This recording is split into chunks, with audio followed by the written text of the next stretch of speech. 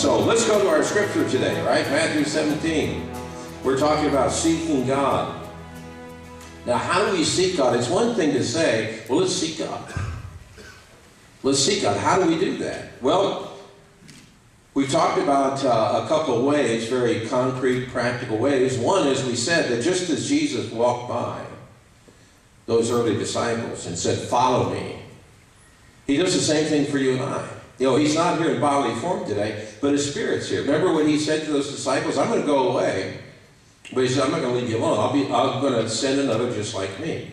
Oh, he won't have a body. So his spirit's at work today. And his spirit comes by, and sometimes you never know. It could be at church, it could be at work. I mean, you never know where God is going to meet you. And he sends the invitation, follow me.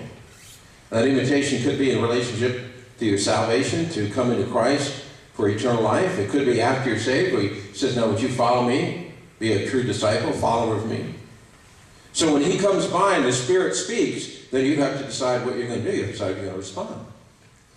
He won't force you to follow him. But if you're really going to seek God, when he comes by and says, hey, follow me, if you're seeking God, you're going to just turn loose and follow him. And then we said that even though salvation is free, when we talk about seeking God, the other thing you and I have to realize is that there's a cost involved.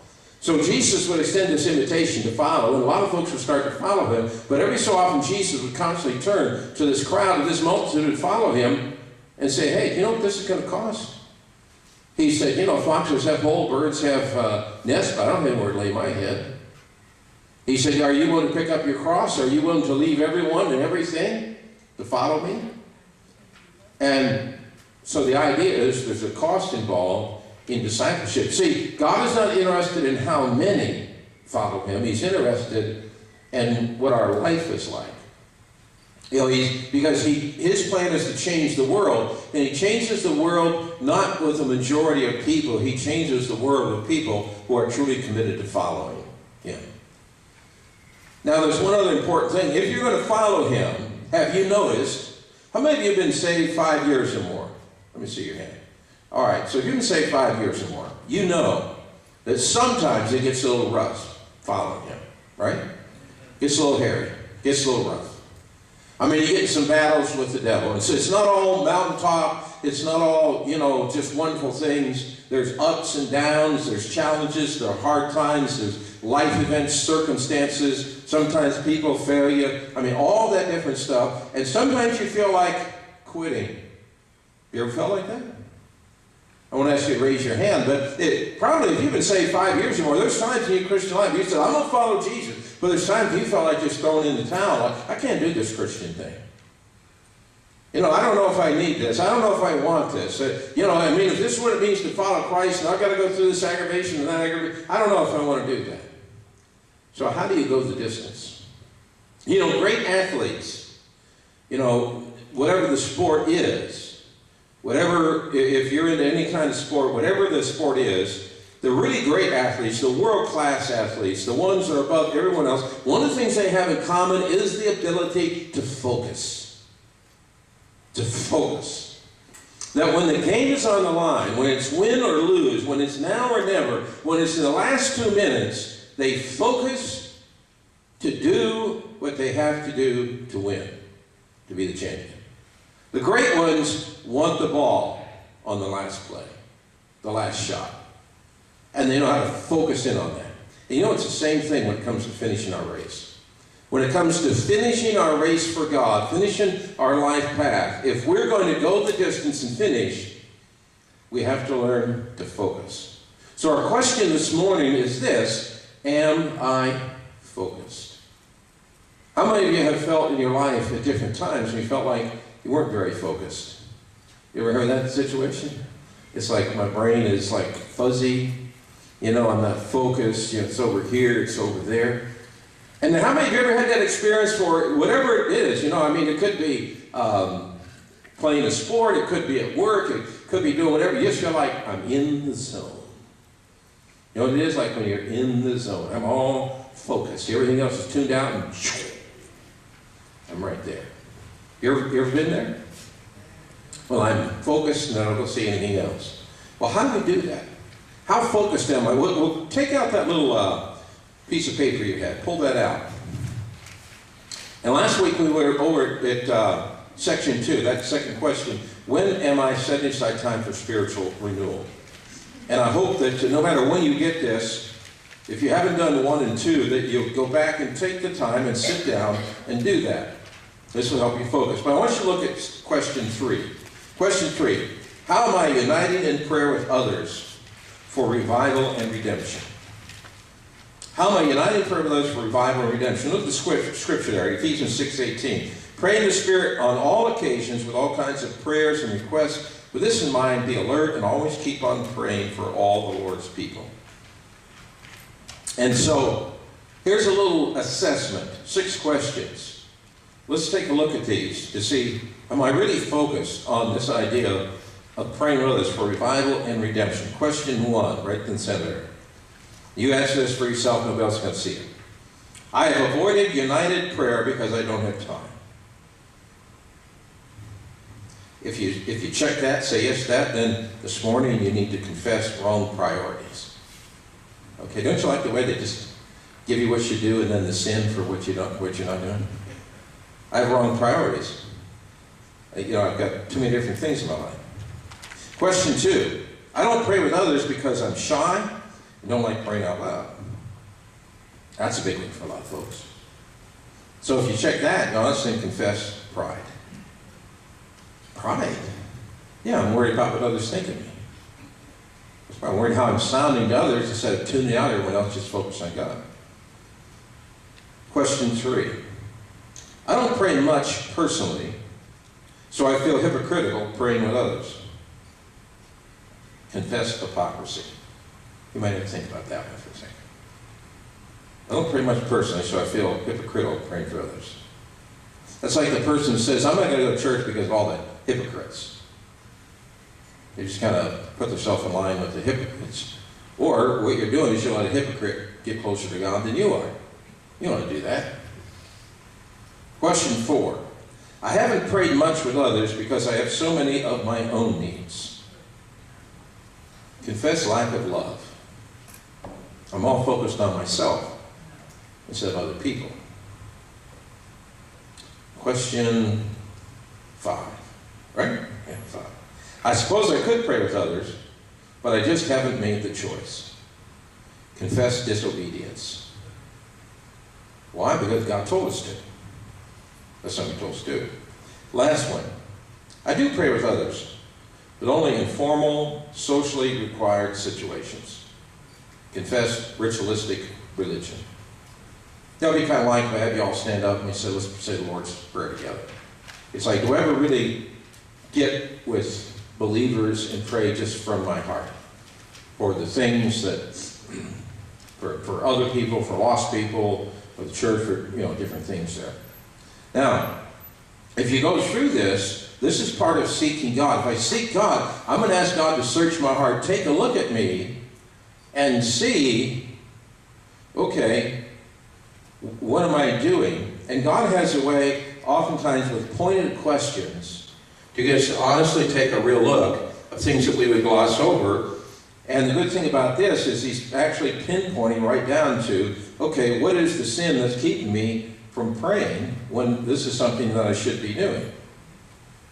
And if I get honest about that, I'm going to seek God, then I have to deal with that. I have to go to the Lord, confess, say, okay, God, I'm agreeing with you, and I need to change some things, because you and I are never going to seek God and see God work in a supernatural way if, as a church, we don't pray for that spirit of revival and for lost people in the world.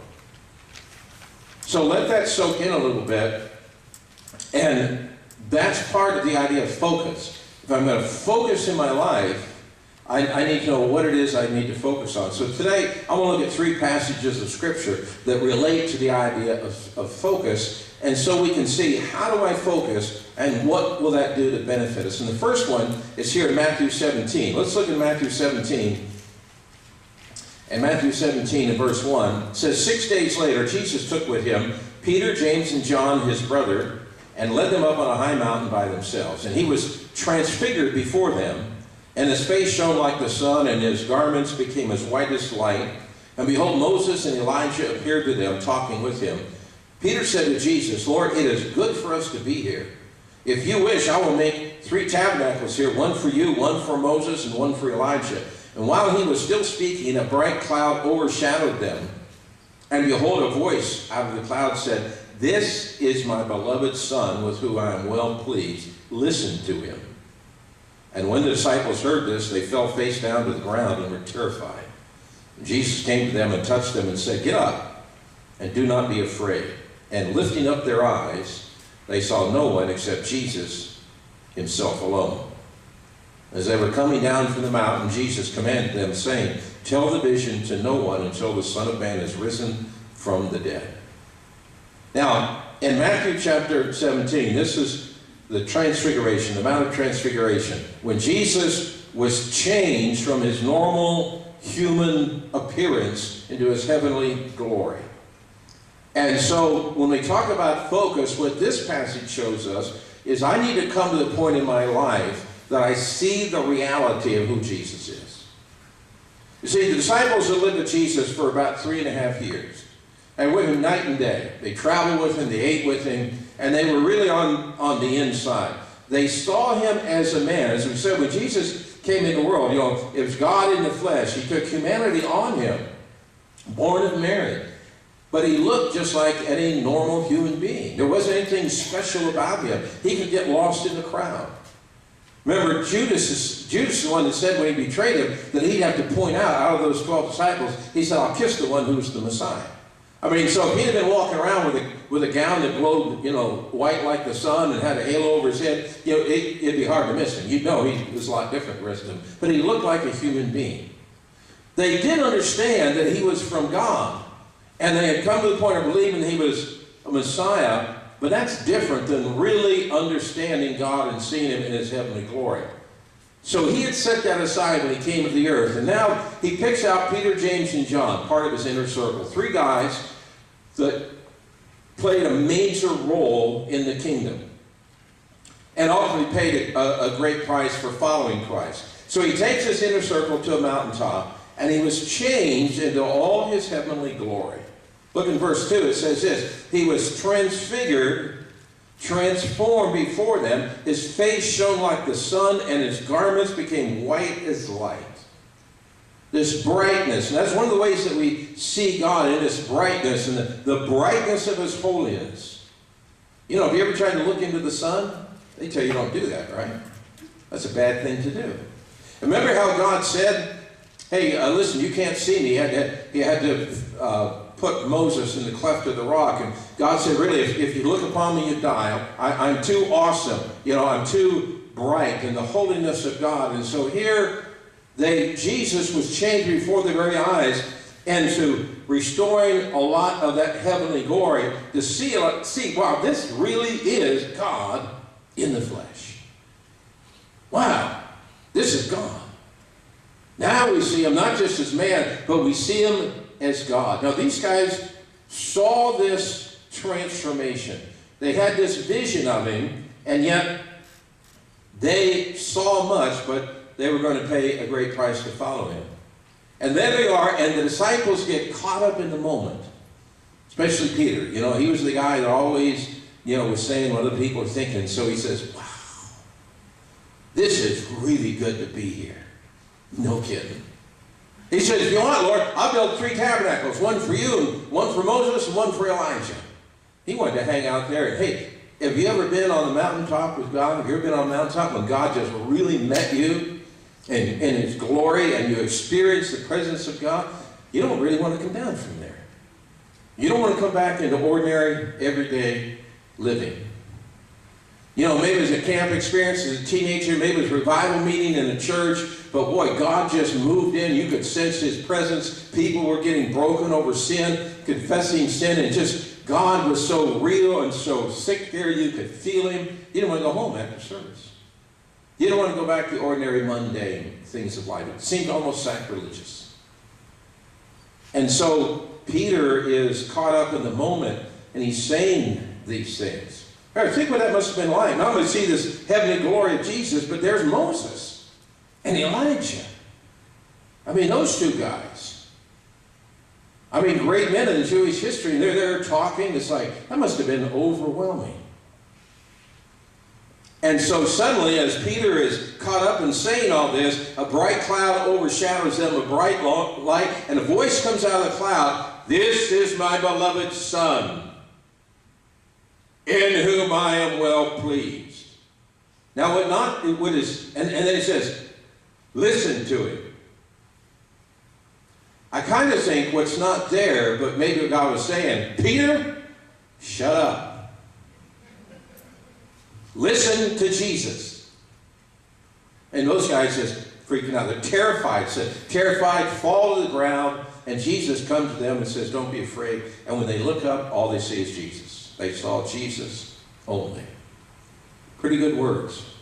They saw Jesus only.